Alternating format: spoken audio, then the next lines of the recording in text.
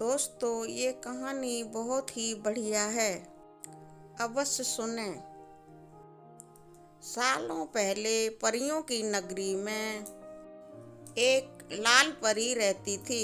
कुछ दिनों बाद महल में एक जश्न मनाने के लिए सभी परियां तैयार हो गईं। तभी किसी बात पर रानी परी ने लाल परी को महल से बाहर निकल जाने का आदेश दे दिया।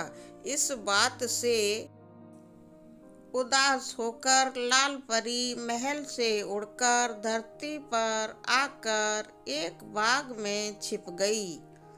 उस बाग में बहुत सारे बच्चे खेल रहे थे। लाल परी छिपकर उन बच्चों का खेल देखने लगी और उन बच्चों को हंसता खेलता देखकर वह अपना दुख भी भूल गई। तभी बाग में खेल रही सोनी नाम की एक लड़की की नज़र लाल परी के सुनहरे लाल पंखों पर पड़ गई। सोनी को लगा कि शायद यह कोई फल है और वह उसे लेने के लिए उसके पास चली गई। सोनी ने वहाँ पर जब लाल परी को देखा तो वह चौंक गई और खुशी के मारे चिल्लाने लगी। सोनी की चीख सुनकर बाग में खेल रहे सभी बच्चे भी उसके पास जा पहुँचे। सुंदर लाल परी ने लाल रंग के कपड़े पहने हुए थे। उसके पंख भी लाल थे और उसने चमकता हुआ लाल रंग का सिर पर ताज भी पहना हुआ था। सब बच्चों को देखकर लाल परी ने अपना परिचय दिया तो सभी बच्चे खुश हो गए और उछल कूद करने लगे। बच्चों ने दादी से कहानी में सुना था कि लाल परी सारी मनोकामनाएं पूरी करती है। इसी वजह से सारे बच्चे लाल परी को देखकर और खुश हो गए और अपनी इच्छाएं बताने लगे। तभी चिंटू की इच्छा सुनने के बाद लाल परी ने अपनी छड़ी घुमाई और चिंटू हवा की सैर करके वापस जमीन पर आ गया। फिर लाल परी ने अपनी छड़ी घुमाई और एक रसीला ताजा आम सोनी के हाथों में आ गया। इसके बाद लाल परी ने फिर से अपनी छड़ी घुमाई और बाग के सभी फूल रोशनी से जगमगाने लगे। लाल परी के जादू को देखकर सभी बच्चे बहुत खुश थे और लाल परी भी परी महल में चल रहे उत्सव और महल में ना रहने का अपना दुख भूल गई थी। इसके बाद जैसे ही फूलों का चमकना कम हुआ, आसमान के सारे तारे चमकने लगे। फिर बच्चों ने लाल परी से विदा ली और अपने अपने घर जाने को तैयार हो गए। बच्चों के जाने के बाद लाल परी का मन फिर से उदास हो गया। लाल परी को उदास देखकर सोनी से रहा ना गया तो उसने उससे उसकी उदासी का कारण पूछ ही लिया। लाल परी ने सोनी को रानी परी की सारी बात बता दी। यह सुनने के बाद सोनी ने कहा, आपने कोई शरारती हरकत की होगी, तभी रानी परी ने आपको ऐसी सजा दी है।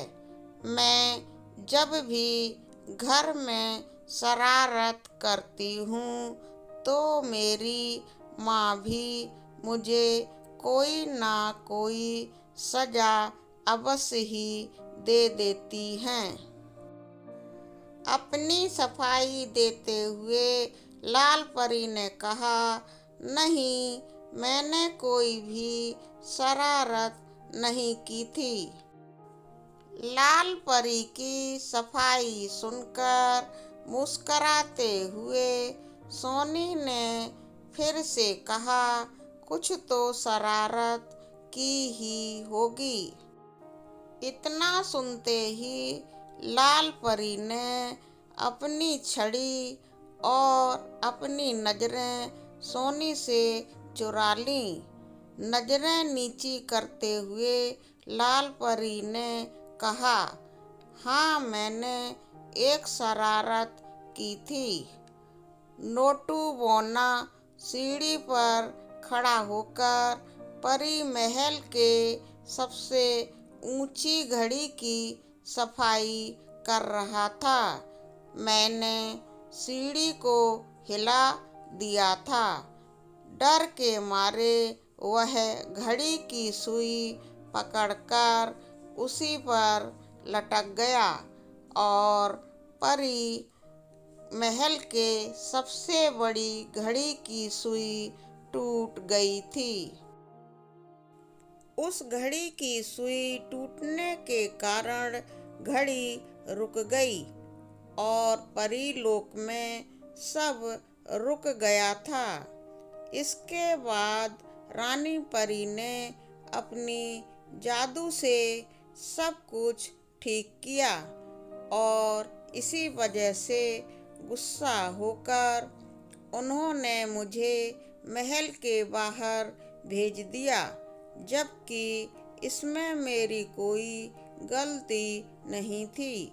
सारी गलती नोटू बौने की थी।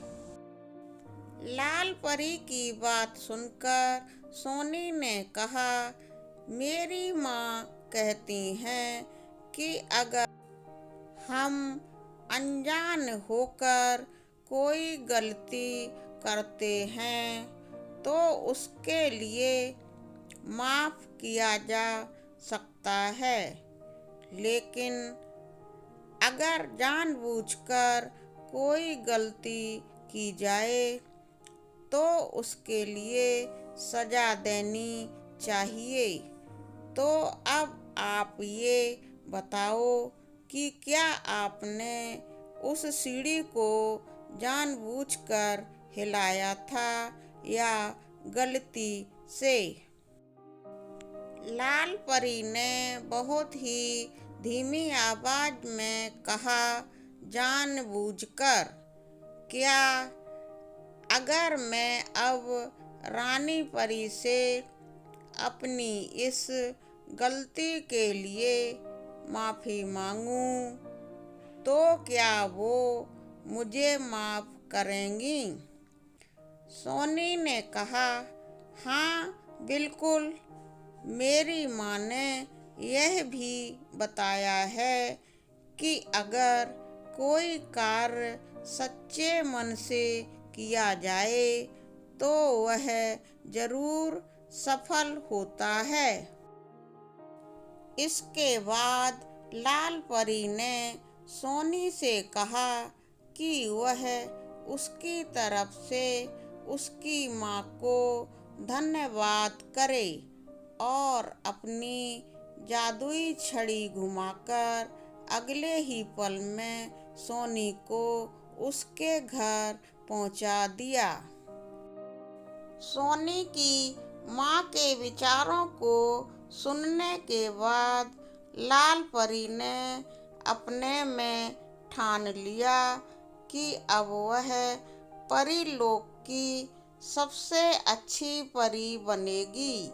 इसके बाद उसने अपने दोनों पंख फैलाए और आसमान की तरफ उड़ चली। रानी परी से अपनी गलती के लिए माफ़ी मांगने के लिए। फिर परीलोक पहुंचकर उसने सच्चे मन से अपनी गलती मानकर रानी परी से माफी मांगी और उन्होंने भी उसे माफ कर दिया। कहानी से सीख: बेवजह किसी को परेशान नहीं करना चाहिए और अगर अपनी किसी गलती के लिए कभी माफ़ी मांगना चाहते हैं तो उसके लिए सच्चे मन से माफ़ी मांग लेनी चाहिए। सच्चे मन से किया गया काम हमेशा अच्छा होता है।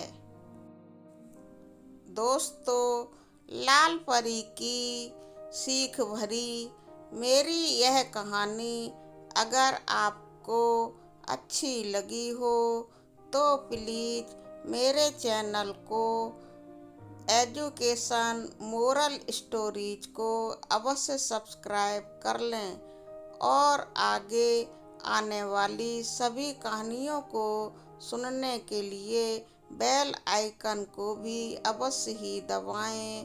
धन्यवाद।